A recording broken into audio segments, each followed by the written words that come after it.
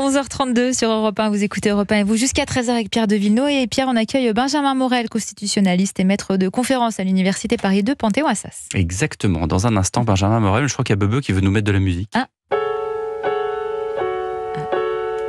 Est-ce que vous reconnaissez ce générique, Pierre ? Dimanche après-midi, TF1. Alors je n'ai pas encore les cheveux bleus et je mange pas de la bouillasse, donc... Pourquoi ? Les feux de l'amour. Bien sûr. Voilà. Les feux de l'amour. Les feux de l'amour parce que vous voyez, c'est un feuilleton qui n'en finit pas, du nouveau Front populaire qui se cherche un Premier ministre. Et là, on vient de l'apprendre avec Mickaël Dorian, même Huguette Bello, qui a 74 ans, qui a commencé en 1974 au Parti communiste, qui a donc connu Léonid Brejnev et Georges Marchais. Même elle ne veut pas être Premier ministre. Voilà, donc on en est là. Et parce que ce sont des atermoiements à chaque fois. Là, c'était à une époque, c'était LFI qui bloquait. Puis finalement, LFI et le PC étaient d'accord pour mettre Huguette Bello. Puis là, maintenant, il paraît que c'est les socialistes qui bloquent. Alors là, les socialistes, il n'y en a pas un seul qui pouvait venir dans l'émission parce qu'ils sont tous en réunion. Il est 11h30, ben voilà, ils sont en réunion, ils cogitent, ils regardent. Ils font peut-être un casting pour le Premier ministre potentiel ou pour s'accorder les violons avec la France Insoumise, les écologistes et le Parti communiste. Bonjour Benjamin Morel. Bonjour. Bon, je vous ai de manière pas très sympathique qualifié de croque-mort tout à l'heure, mais c'est parce que vous nous aviez dit que... vous nous aviez dit que... On sait recevoir ici. Oui. Vous nous aviez dit que c'était un gouvernement de morts-vivants qui allait tout droit vers la tombe. Est-ce que vous le pensez toujours ? Alors non, quand je parlais de gouvernement de morts-vivants, c'était le gouvernement démissionnaire. Actuel. Probablement celui... Alors celui actuel, non, parce qu'il n'est pas démissionnaire encore, mais à partir du 17. A priori de ce qui tourne demain ou après-demain, en effet, il devient démissionnaire avec des pouvoirs limités. Et s'il est mort-vivant, c'est parce qu'en fait, on ne peut pas le tuer, parce que par définition, un gouvernement démissionnaire ne peut pas être renversé. C'est son principal avantage, en fait, parce que pour expédier les affaires courantes pendant les Jeux Olympiques, il bénéficie d'une forme de totem d'immunité, étant déjà tombé, étant déjà mort. Le principe d'une motion de censure, c'est que ça permet de faire tomber votre gouvernement. Or, celui-là, il sera déjà démissionnaire, donc par définition, invulnérable. Qu'est-ce qui va se passer là dans les prochains jours ? Vous n'êtes pas Madame Irma, Benjamin Morel, mais on voit les choses quand même se dessiner autrement par rapport à la fin de la semaine dernière. Alors oui, on voit les choses se dessiner autrement, mais pas forcément non plus de façon extrêmement, radicalement différente, étant donné que vous avez une gauche qui a du mal à non seulement s'entendre sur un nom, mais qui également est dans la difficulté quant à potentiellement construire une alternative qui ne subirait pas une motion de censure. Depuis la semaine dernière, on a vu que Marine Le Pen avait pris position de manière assez claire contre un gouvernement de Front populaire, donc qu'elle a dit qu'elle voterait la censure, de même que plusieurs personnalités dans la majorité. Donc le problème aujourd'hui de nommer Huguette Bello, ou de nommer Olivier Faure, ou de nommer Jean-Luc Mélenchon, ou qui vous voulez au sein de vos Front populaire, c'est que ça dure probablement 48 heures. Une motion de censure passe derrière et il tombe. Or, pour Emmanuel Macron, gérer les affaires courantes avec un gouvernement démissionnaire qui connaît le sujet des JO et que lui-même contrôle quand même à minima, c'est-à-dire l'actuel gouvernement, plutôt qu'avec un gouvernement de vos Front populaire qui, par définition, sera également tombé ou un peu de marge de manœuvre, mais sans vraiment connaître les dossiers, puis avec une vraie opposition vis-à-vis du chef de l'État, ça paraît quand même plus confortable. Alexandre, on a quelqu'un, je crois, qui nous appelle. Au standard, Stéphane de Lille. Bonjour Stéphane. Oui, bonjour. Bonjour, vous allez bien ? Très bien, je vous remercie. Bon, écoutez, vous souhaitez réagir, vous avez une question à poser à Monsieur Morel. Moi, en fin de compte, je me demandais déjà comment ce désarroi au niveau de la gauche qui n'arrive toujours pas à trouver un candidat commun, alors qu'à la base, ils étaient censés tous s'entendre pour être le nouveau Front populaire, permettre de représenter cette France, et aujourd'hui, on voit qu'en fin de compte, c'est toujours à des fins de groupes politiques. Alors moi, je me pose la question de quelle image on renvoie au peuple, en fin de compte, de ce qu'est aujourd'hui le politicien et le politique, en fin de compte, envers ce peuple. Les électeurs, vous voulez dire, les électeurs qui ont choisi, qui ont été très nombreux, dont la participation a avoisiné les 70%, c'est dans des scores jamais vus depuis 1981. Il a raison, Stéphane, Benjamin Morel, de dire, mais finalement, l'électeur, à la fin, est-ce qu'il trouve son compte ? C'est tout le problème, en réalité, parce que le nouveau Front populaire, c'est d'abord une alliance électorale. Il n'a pas pour but de remporter des élections à l'origine. Il a pour but d'éviter que la gauche parte divisée, ce qui aurait fait que elle se serait fait laminer dès le premier tour et que tous les députés ex-NUP auraient été sur un siège éjectable. Donc l'idée qu'il y ait un programme de gouvernement est très secondaire, de même qu'un éventuel Premier ministre. C'est pas fait pour ça, le nouveau Front populaire. Et finalement, ils arrivent en tête, en siège en tout cas. Et là, il faut bien comprendre, si on veut saisir ce qui s'est passé, le discours de Jean-Luc Mélenchon à 20h06 dimanche. À 20h06, que dit Jean-Luc Mélenchon ? 20h04. Jean-Luc Mélenchon, 20h04. Il dit, écoutez, voilà, on a gagné. Premier élément, alors que Jean-Luc Mélenchon s'est compté. Il sait bien qu'il n'y a pas 289 députés et qu'un gouvernement de Front populaire tomberait. Deuxième élément, c'est tout le programme. Et troisième élément, pas de compromis, pas de concession. Donc, autrement dit, on n'ouvre pas au centre. En disant ça, qu'est-ce que fait Jean-Luc Mélenchon ? Il dit à ses partenaires écolos et socialistes notamment, si vous faites alliance au centre, si vous faites alliance avec les macronistes, vous avez trahi cette victoire. Et donc là, aujourd'hui, les partis sont en fait pris au piège de leur propre victoire, parce que l'électorat croit en effet qu'il a gagné, alors qu'encore une fois, il manque 100 députés, pense qu'il faut dès lors appliquer le programme, et que celui qui trahirait cette victoire serait réellement le traître.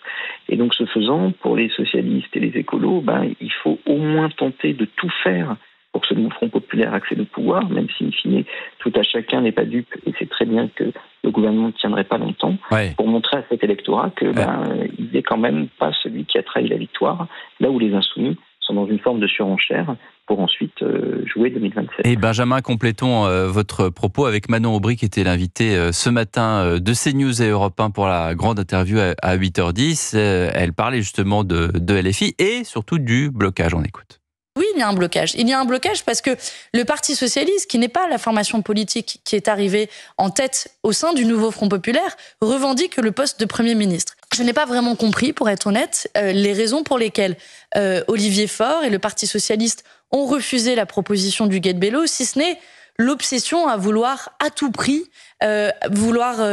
Olivier Faure comme Premier ministre, en cela quelque part contournant les propres règles qui avaient été fixées par le Parti socialiste. Et je vous le dis, je le regrette. Voilà ce que dit Manon Aubry. Elle a raison, Benjamin Morel ?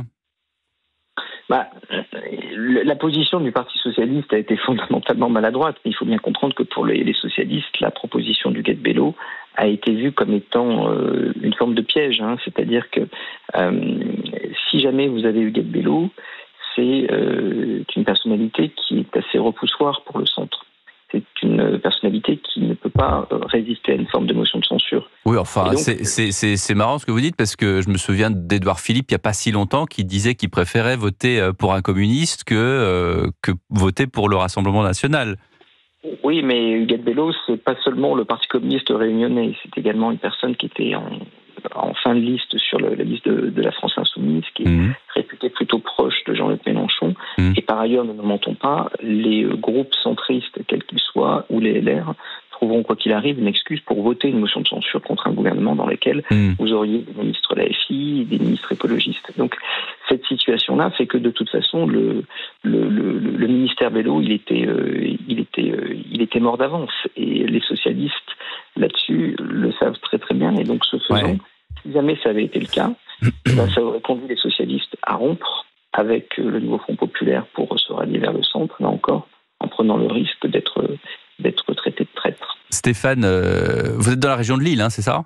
Oui, c'est ça, tout à fait. Bon, alors nous, on a la flamme olympique là, qui vient d'arriver sur le parvis du Trocadéro, donc la France, la flamme, les Jeux olympiques, la France qui rayonne, et puis d'un autre côté, qui n'a pas de gouvernement. Vous, ça vous pose un problème en tant qu'électeur ?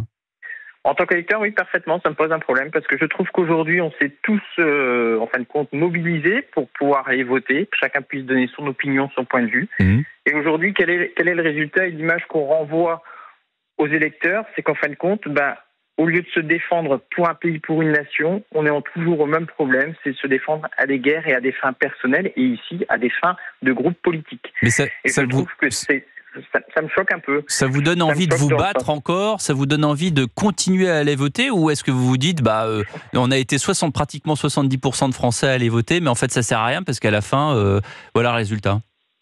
Exactement. Je pense qu'aujourd'hui il y a quand même eu, si je peux me permettre de l'expression, un certain matraquage médiatique qui a été fait sur cette dissolution et sur cette élection. qui a été quand même très importante. Et au final, on voit, on en est presque lassé, voire écœuré, parce qu'on se dit finalement, ça sert à rien, puisque même des nouvelles fonctions, des nouvelles formes qui prennent forme, ça n'aboutit à rien. Mais vous auriez, je suis comme Pascal, on est prudent, on ne veut pas non plus vous faire dévoiler pour qui vous avez voté ou quoi, mais là, en l'occurrence, quand vous voyez la gauche qui n'arrive pas à s'unir, ça vous êtes plus émotif qu'un électeur lambda, ou vous dites, c'est la gauche, ça m'intéresse pas? Non, je pense que de toute façon, que ce soit, je vais vous dire, c'est pas pour non plus dévoiler pour qui on vote. Je pense qu'aujourd'hui, il est important de regarder qu'on est dans un pays qui s'appelle la France. Ouais. Et je pense qu'il y a autant des idées, qu'elles soient à droite, à gauche, au centre, qui sont bonnes à prendre. Et je pense que personne n'a encore pris cette pertinence de se dire, on va passer au-delà de nos égos de chaque parti politique pour avancer vers un pays, parce qu'il faut quand même se dire qu'on est un pays qui pèse, que ce soit au niveau de l'Europe et au niveau mondial. Et aujourd'hui, est-ce qu'on s'est posé la question de l'image qu'on donnait au travers de cette France? Mais oui. Voilà. Oui. Et je pense qu'on en est là. Et personne, en fin de compte, on dit le gaulliste qui va dans les rues, qui manifeste. Mais regardez. Ça, tout le monde se réclame du gaullisme aujourd'hui, de l'extrême gauche à l'extrême droite. Vous avez remarqué? Exactement. Et regardez aujourd'hui ce qui se passe. C'est même aux plus hautes sphères politiques, ils sont exactement au même niveau, puisqu'on n'arrive toujours pas à se mettre d'accord sur un seul mot qui est en fin de compte diriger une nation, un pays. Voilà. Merci beaucoup de votre témoignage, Stéphane. Pas mieux, comme on dit, au jeu de cartes. Je ne saurais pas dire mieux que Stéphane. Il a vraiment parfaitement bien résumé la situation. Vous continuez à nous appeler 01 80 20 39 21 comme Stéphane pour prendre la parole sur votre vie, sur votre France, sur votre pays, sur ce que vous en pensez, sur ce que ça est en train de devenir. On parlera également tout à l'heure de la flamme olympique et du Tour de France. Et dans un instant, on continue à parler avec Benjamin Morel, ma chère Trina. Le Top Jeu Europe 1. Et vous venez d'entendre le Top Jeu Europe 1, n'est-ce pas, Pierre? Mais oui, à partir ça de veut dire qu'on va gagner des cadeaux. Et oui, vous avez 15 minutes pour tenter votre chance et peut-être remporter votre iPhone 15. Inscrivez-vous. T'as pas le droit de jouer. Non, moi j'aurais bien aimé pourtant. Il me faut un téléphone, il marchait plus ce matin en plus. Inscrivez-vous dès maintenant au tirage au sort par SMS. Envoyez iPhone au 7 39 21. iPhone au 7 39 21. 3 fois 75 centimes plus coût du SMS. Et vous le savez, avec le Top Jeu Europe 1 de l'été, vous pouvez gagner un iPhone 15 par semaine. Donc restez bien à l'écoute Europe 1. Pierre de Villeneuve. 11h46 sur Europe 1, vous écoutez Europe 1 et vous, 11h13 avec Pierre de Villeneuve. Nous sommes toujours avec votre invité Pierre Benjamin Morel, constitutionnaliste et maître de conférences à l'Université Paris 2, Panthéon-Assas. Ben oui, et puis on va continuer à en parler également avec vous qui nous appelez au 01 80 20 39 21, parce que Stéphane a parfaitement bien résumé la situation. Non, Benjamin, qu'est-ce que vous en pensez? C'est vrai que pour les lecteurs qu'il est, voir quand même ce chaos et cette non-avancée des choses, où on se dirige peu à peu vers un gouvernement démissionnaire que vous avez eu parfaitement raison l'autre jour de dire ce sont des morts vivants, puisqu'en l'occurrence on ne peut pas les démissionner, il faut qu'ils se démissionnent tout seuls.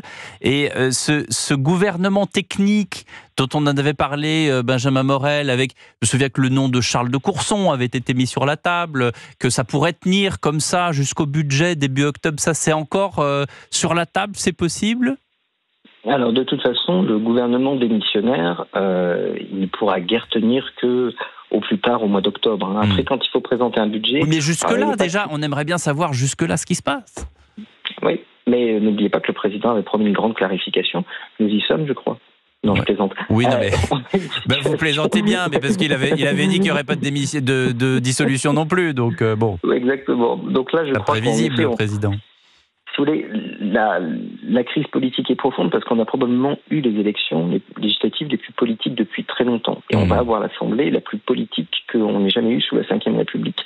Et en même temps, la solution à tout ça est peut-être qu'un gouvernement démissionnaire ou un gouvernement technique. Parce que aujourd'hui, il n'y a pas vraiment de majorité possible, sauf une majorité improbable allant des communistes au LR et qui permettrait à minima, en s'abstenant sur une motion de censure sur un 49 alinéa 3, de faire passer un budget. Donc on va avoir un Parlement. Et ça m'apparaît malheureusement un peu incontournable, qui va légiférer à minima pendant un an, qui va même peut-être pas légiférer du tout, nonobstant le budget, et un gouvernement qui sera là pour gérer l'administration, mais aura pour principal objectif, pour principale mission, de ne surtout pas tomber, et donc de mettre sur le devant de la scène le moins d'irritants possible, qui conduirait à multiplier les motions de censure. Donc pendant un an, on a en effet un paysage politique qui, au moins d'un point de vue législatif, va être un peu à l'arrêt. Et alors, juste, là, on a vécu quand même quelque chose de totalement hallucinant aux États-Unis, avec Donald Trump se tenant l'oreille. Et effectivement, on en parlait avec Olivier Piton tout à l'heure, il a tourné la tête, mais complètement par miracle, alors qu'en fait, il était dans la cible, son lobe frontal était dans la cible du tireur, de ce jeune tireur, Thomas Matthew Crooks, pardon, qui avait 20 ans. Donc en fait, on aurait pu avoir un président assassiné. Est-ce qu'il y a un retentissement en France sur la classe politique, sur les électeurs, ou est-ce que c'est totalement étanche ? Je pense qu'il y a deux angles d'analyse. C'est-à-dire que cet événement ne rebat pas forcément le jeu aujourd'hui au sein des forces politiques. C'est-à-dire que c'est un événement qui est relativement indépendant, même si évidemment il amène à des condamnations, etc. Ensuite, en revanche, ça signifie quelque chose. C'est que on est aujourd'hui dans une période géopolitique extrêmement compliquée. On a un retour du tragique de l'histoire. Ouais. On a vu pas dans un monde de bisounours, ça n'a jamais été le cas, mais on a pu pendant quelques décennies le croire. Donc dans cette situation-là, avoir un pays fragilisé, un pays ingouvernable, un pays incapable de mener de manière, pérenne une politique internationale, économique, etc., et évidemment un désavantage qui est un désavantage gigantesque. Donc ça devrait pousser à des conciliations. Je crains malheureusement qu'on n'y soit pas tout à fait. Et alors justement, là on est dans une période, on l'a dit, de cuisine interne. Je l'ai dit tout à l'heure, les socialistes sont en train de se réunir. J'imagine qu'une autre partie de la gauche attend peut-être une décision, en tout cas peut-être un consensus de la part des socialistes qui pourrait débloquer la situation pour pouvoir nommer un Premier ministre, un nom en tout cas pour le Premier ministre du nouveau Front populaire qu'il pourrait ensuite proposer. Pendant ce temps, à droite, qu'est-ce qui se passe ? Est-ce que les forces en présence, qu'a annoncé, oui, d'une certaine manière, en grande pompe, Laurent Wauquiez, qu'on n'avait pas entendu depuis des années, qui préparait, lui, sa rentrée politique pour septembre, et qui, avec l'avancée du calendrier, a été forcé de sortir du bois plus tôt en annonçant justement cette droite républicaine, cette nouvelle force.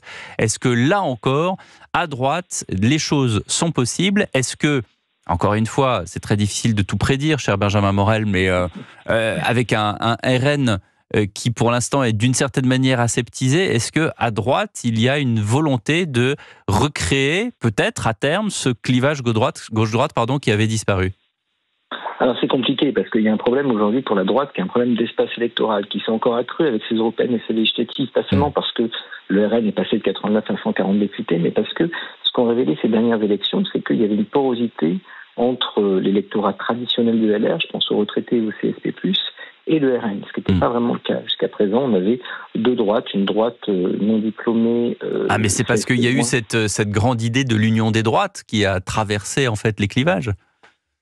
Alors, ça a pu jouer, et puis au-delà de ça, le RN a envoyé des signaux qui étaient des signaux clairs, c'est-à-dire qu'on a considéré que l'abandon de la réforme des retraites, en tout cas son report s'inédié, était une maladresse, mais pas forcément. C'est une bonne campagne de second tour pour le RN, c'est des signaux envoyés à l'électorat centriste qui, sur les sujets immigration et identité, aujourd'hui est plutôt aligné avec le RN, mais reste la question, de la crédibilité du parti, et des politiques économiques qui, introduisent un vrai hiatus.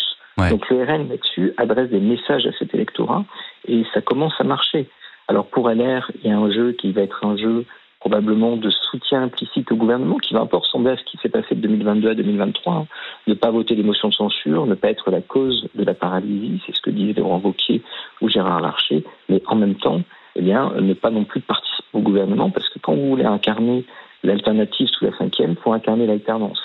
Et donc, évidemment, quand vous êtes comptable du bilan d'un gouvernement technique, d'un gouvernement d'union du centre et d'une partie de la gauche, c'est dur d'incarner demain l'alternative et vous laisser cette alternative au RN. C'est quand même marcher sur une ligne de crête parce que vous dites que le RN est aseptisé. Le RN va probablement être dans pas mal de situations de faiseur de roi. On verra ce qu'il y en a pour le perchoir, mais si jamais Je disais, il est aseptisé dans le sens où on l'entend peu ces derniers temps. J'imagine qu'il y a une stratégie qui est en préparation. Et puis, vous aurez remarqué, vous avez le NFP qui est devant. Il y a 193 députés, mais sur les 193, il y a 74 insoumis, il y a, je crois, 64 socialistes et 33 écologistes. Et puis après, il y a des forces de gauche diverses. Le RN, ils sont 143, mais ils sont 143 RN. Donc, il y a un bloc en fait de pensée qui est beaucoup plus fort que on le voit au NFP où ça s'effrite. Bien sûr, et derrière, il y a à la fois une capacité d'action, c'est le premier groupe à l'Assemblée nationale demain, ce qui devrait lui donner des marges de manœuvre et des outils. Et souvent, il va être l'arbitre, c'est-à-dire que si vous continuez à avoir d'un côté un bloc NFP et de l'autre un bloc ensemble peut-être plus LR, l'arbitre dans tout ça, c'est le RN. C'est lui qui fera les motions de censure contre les gouvernements, en les votant ou en ne les votant pas.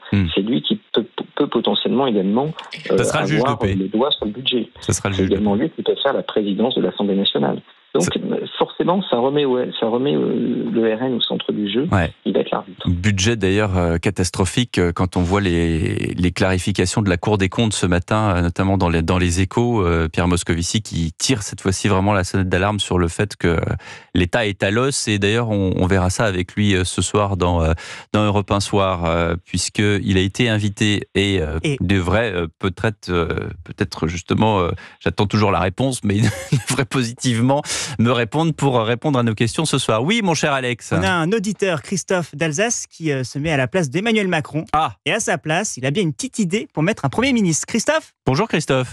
Oui, bonjour. Alors expliquez-nous tout. Oui. À la place d'Emmanuel Macron, vous avez déjà un choix en tête. C'est déjà très courageux de vous mettre à la place d'Emmanuel Macron, parce que c'est pas une position très facile en ce moment. Mais c'est parce que c'est son projet. C'est une position... Justement, c'est une position très difficile d'ailleurs quand on a des responsabilités. C'est toujours beaucoup plus difficile que quand on parle. Ouais. Moi, je pense à la place d'Emmanuel Macron. Ouais. Moi, je nommerais simplement Jean-Luc Mélenchon comme Premier ministre. Je suis pas du tout du côté de Mélenchon, mais dans ce pays, vous savez, il y a les médias, les réseaux sociaux, il est tellement mis en avant maintenant depuis 3-4 ans, il a dit tellement de choses, tellement critiqué. Je pense que la meilleure manière, ça serait de lui donner les responsabilités. Et ensuite, on voit au bout de quelques mois ce qu'il est capable de faire, tout ce qu'il a dit, que rien ne va, etc. Et je pense que c'est un peu, vous savez, comme à l'armée à une époque, c'était un peu la plus grande gueule, entre guillemets, à qui on donnait les responsabilités. On voyait très bien derrière ce qu'il en était. Et je pense que ça permettrait de crever un peu les abcès, etc. Et d'essayer, je sais que tout le monde va dire, ouais, mais c'est pas possible ce type-là. Eh ben je pense que Benjamin Morel va vous répondre là-dessus. J'ai une petite idée, Benjamin. Mélenchon, ça serait un fusible, parce qu'il y aurait obligatoirement une motion de censure tout de suite contre lui, non ? Ouais, c'est le problème. Alors, à la rigueur, c'est également le cas d'un gouvernement de Front Populaire, quel qu'il soit aujourd'hui, mais évidemment, ça serait un chiffon rouge mis sous le nez de l'ensemble des forces non Nouveau Front Populaire, voire même d'une partie Nouveau Front Populaire. Alors après, ça peut être une stratégie, c'est-à-dire qu'aujourd'hui, quel est le problème d'Emmanuel Macron ? Le problème d'Emmanuel Macron, c'est qu'il a besoin des socialistes et des Verts pour construire une majorité qui soit une majorité à peu près stable. Le problème des socialistes et des Verts, c'est qu'ils sont prisonniers du Nouveau Front Populaire, et tant qu'ils n'auront pas essayé, ils ne pourront pas dire « Regardez, on a tenté, mais on n'a pas créé la victoire parce que ça ne peut pas marcher ». Donc, nommer quelqu'un du Nouveau Front Populaire peut permettre de briser le Nouveau Front Populaire, en permettant cette émancipation. Le problème, évidemment, c'est que, comme je l'évoquais tout à l'heure, vous nommez un gouvernement, il tombe, et vous faites quoi derrière ? C'est ça. Si le gouvernement tombe, vous en nommez un autre. Ah oui, après, c'est sans fin, et c'est la fameuse 4e République dont on parlait. Vous voyez, Christophe, c'est pas si simple. C'est-à-dire que d'ailleurs, la stratégie, elle a existé. Il y a beaucoup de gens aujourd'hui qui disent, mais pourquoi est-ce que Macron, au lendemain de la dissolution, n'a pas nommé directement Jean-Luc Mélenchon pour que ça soit fait ? En gros, check, ça y est, ça, c'est fait, check, on passe à autre chose, parce qu'il y aurait eu fatalement une notion de censure. Oui, Oui, mais vous savez, c'est Mélenchon et ils sont restés proches avec des gens comme Ségolène Royal ou d'autres. C'est quand même des gens issus un peu de la famille Mitterrand. Bien sûr que quand on est dans l'opposition, on a tendance à en rajouter, à critiquer. Et ça serait peut-être une manière de. Ça veut pas dire que peut-être lui il ferait un peu son mea culpa en disant voilà. Mais je pense que ça lui mettrait une grosse pression. Mais vous savez, Christophe, tout est possible. Hein, tout est encore sur la table. J'allais dire c'est une roulette russe. Non, c'est pas le bon terme, mais en tout cas les jeux sont ouverts. Voilà, la table du casino est ouverte et malheureusement c'est pas le casino, c'est la réalité, c'est notre politique. Ça nous concerne tous, 70 millions de Français. Donc on ne sait pas, ce qui va se passer. Merci en tout cas Christophe de nous avoir Merci à vous. apporté votre témoignage.